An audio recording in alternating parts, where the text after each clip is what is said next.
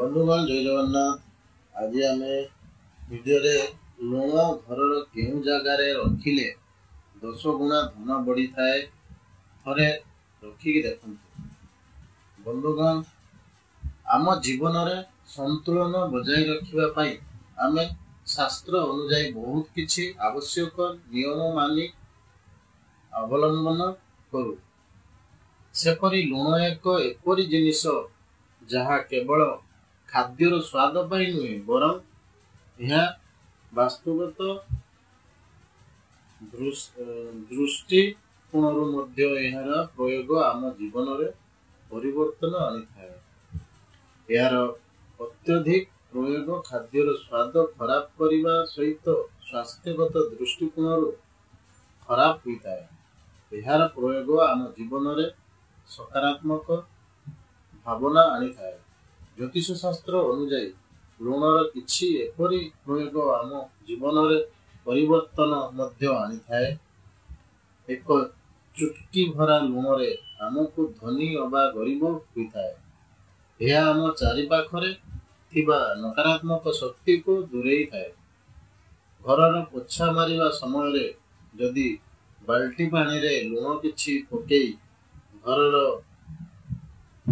पुछिले घर को नकारात्मक शक्ति दूरेई रही थाए।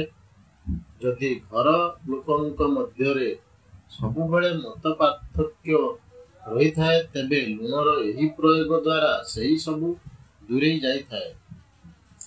जदि घरे वास्तु दोष रही थाए तेबे गोटिए परे गोटिए परिवारर सदस्य रोगरे पड़ी थांती। यह सहित घरर आर्थिक स्थिति मध्य खराब आड़को गति करे। एथिलागी वास्तुशास्त्र अनुजाई गाधुआ घरे एका काच बोतल रे किछि लुण रखंतु। एहाकु प्रति सप्ताह रे थरे बदलई दियंतु। एहा द्वारा वास्तु दोष दूर होइथाय। घरर प्रवेश द्वार आमर नकारात्मक शक्तिर उत्स होइथाय। जो बाट देई नकारात्मक ऊर्जा प्रवेश करिथाए एथिपाई एक लाल कपड़ा रे किछि लुण रखी टांगी दियंतु। देखिबे घर को आसीबाकु थिबा नकारात्मक ऊर्जा होबा संकट को दूरेई देइथाए। यह सहित कुदृष्टि रु मध्य रक्षा करिथाए। यह खराब नजर रु दूरेई रखिथाए।